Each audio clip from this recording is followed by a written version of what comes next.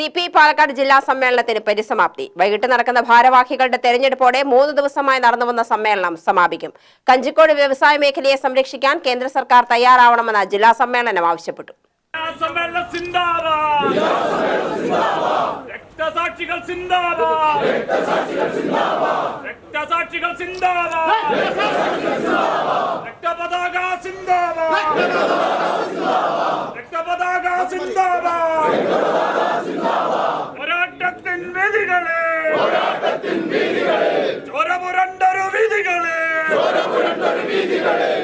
വടക്കഞ്ചേരിയിലാണ് സമ്മേളനം നടക്കുന്നത്.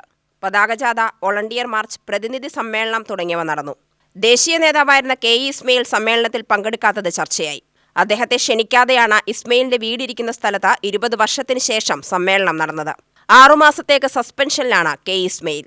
ശനിയാഴ്ച പ്രതിനിധി സമ്മേളനം വടക്കഞ്ചേരി 3 സ്റ്റാർ ഓഡിറ്റോറിയത്തിലെ KV ശ്രീധരൻ നഗറിൽ പാർട്ടി ദേശീയ എക്സിക്യൂട്ടീവ് അംഗം P സന്തോഷ് കുമാർ MP ഉദ്ഘാടനം ചെയ്തു.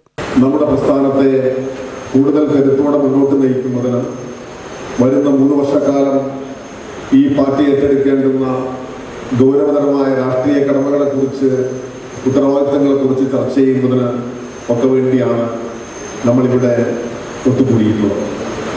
ഈ സമ്മേളനം പാലക്കാട് ജില്ലയിലെ കമ്മ്യൂണിസ്റ്റ് പാർട്ടിയുടെ ചരിത്രത്തിലെ ഒരു വഴിത്തിരിവാകുമെന്ന്.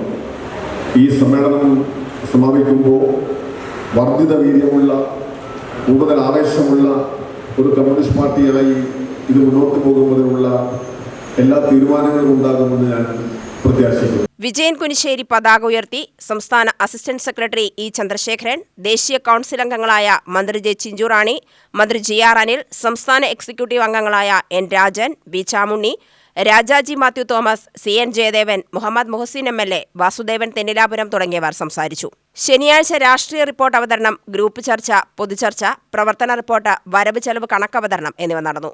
UTV news, Palakkad.